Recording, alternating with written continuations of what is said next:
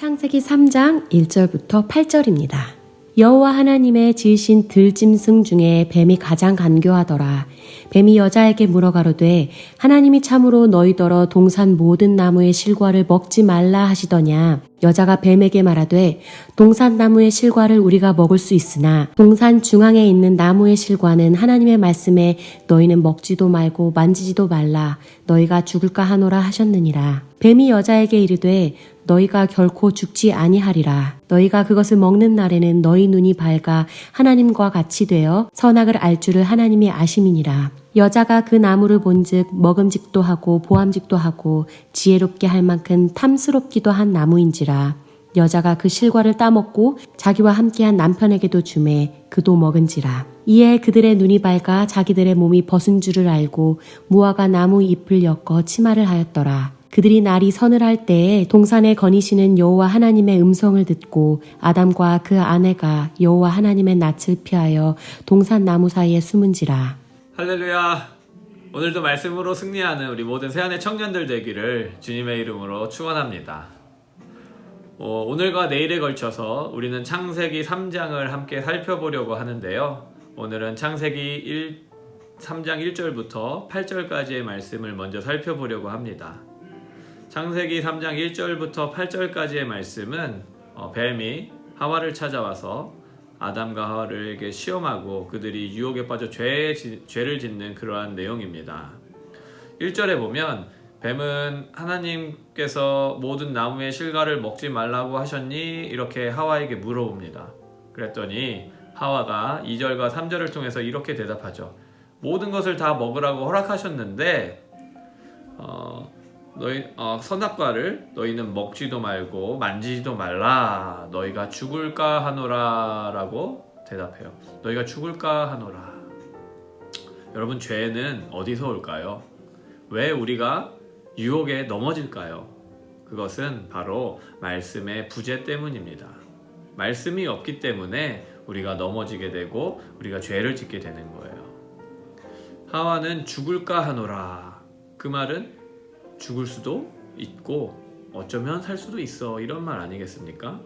그렇다면 하나님께서는 아담과 하와에게 뭐라고 말씀하셨을까요? 창세기 2장 17절입니다. 선악을 알게 하는 나무의 실과는 먹지 말라. 내가 먹는 날에는 정녕 죽으리라 하시니라. 하나님께서는 선악과를 먹으면 분명히 죽는다라고 말씀하셨는데 죽을까 하노라. 죽을 수도 있어. 하와는 이렇게 이야기합니다. 그랬더니 뱀이 그 틈을 노리죠. 죽는다고? 죽을 수 있다고? 아니, 안 죽어. 하나님께서 분명히 말씀에 죽는다라는 그 말씀을 기억했다라면 뱀이 안 죽어라고 했을 때 아니야, 하나님께서는 죽는다고 하셨어. 그러니까 이것은 먹으면 안 돼. 단호하게 끊어버릴 수 있었을 거예요. 그랬는데 하와 가운데 말씀의 부재가 있으니까 그런가? 의심하는 거예요. 그러면서 네가 하나님처럼 될 수 있다라고 하니까 그 유혹에 넘어가서 선악과를 먹게 되고 죄를 짓게 되는 거죠. 그로 인해서 아담과 하와에게는 수치가 생겼습니다. 원래 창조 때에는 하나님의 형상으로 창조되었기 때문에 아무런 부끄러운 것이 없는 온전한 상태였습니다. 그런데 죄를 짓고 나니까 자신의 허물이 보이고 수치가 보이는 거예요.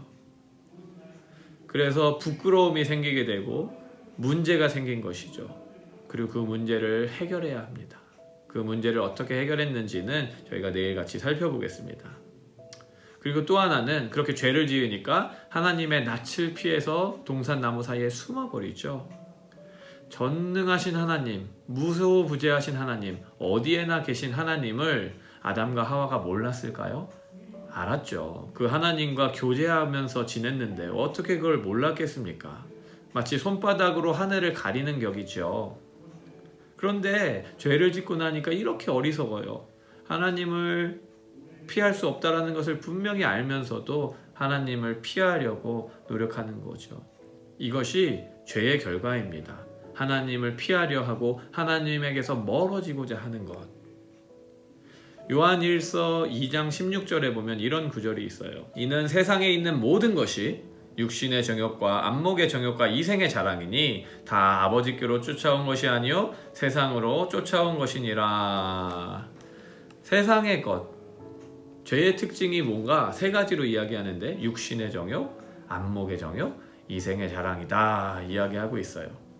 그래서 우리가 살펴보았던 본문 3장 6절을 보면 여자가 그 나무를 본즉 먹음직도 하고 보암직도 하고 지혜롭게 할 만큼 탐스럽기도 하다 이렇게 말씀하고 있죠. 먹음직하다라는 게 뭐예요? 육신의 정욕이죠. 예, 배를 채우라 이겁니다. 그 다음에 보암직하다, 안목의 정욕이죠. 보기에 좋은 것.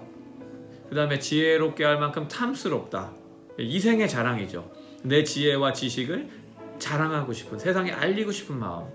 이 세 가지가 죄의 특징이고 우리를 시험하는 유혹인데 거기에 걸려 넘어진 거예요. 마귀는 우리를 이렇게 공격합니다. 우리의 육신의 정욕, 안목의 정욕, 이생의 자랑을 공격하는 거예요.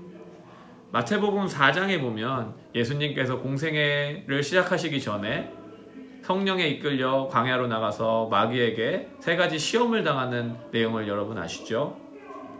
그 마귀의 시험은 이거예요. 돌을 떡으로 만들어라. 예, 이게 뭡니까? 육신의 정욕이에요. 배고프지, 금식해서 배고프지, 능력 있잖아. 돌을 떡으로 만들어 배를 채워라. 그런데 넘어가지 않으시죠. 그 다음에 나에게 절하면 천하를 다 주겠다. 뭡니까? 안목의 정욕이죠. 보암직한 세상을 너에게 주겠다. 예. 그 다음에 성전 높은 데서 뛰어내려라. 천사가 너를 받아주리라. 이생의 자랑이죠. 내가 뛰어내려도 천사가 나를 지켜줘.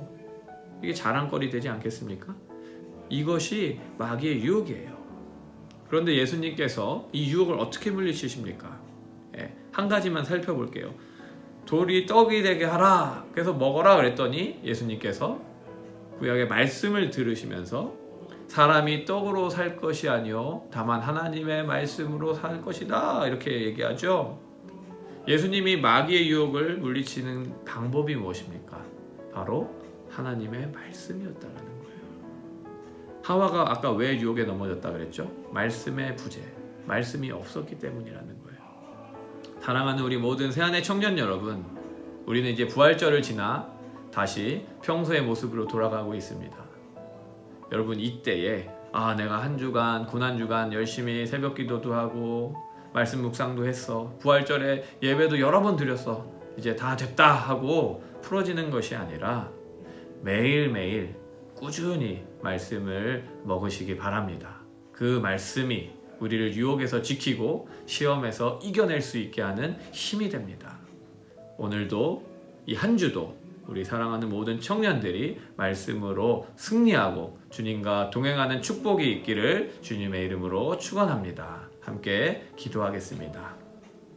사랑의 주님, 감사합니다. 오늘 말씀을 통하여 아담과 하와가 죄에 넘어지는 모습을 보았습니다. 말씀의 부재가 죄에 빠지고 넘어지게 함을 깨닫습니다.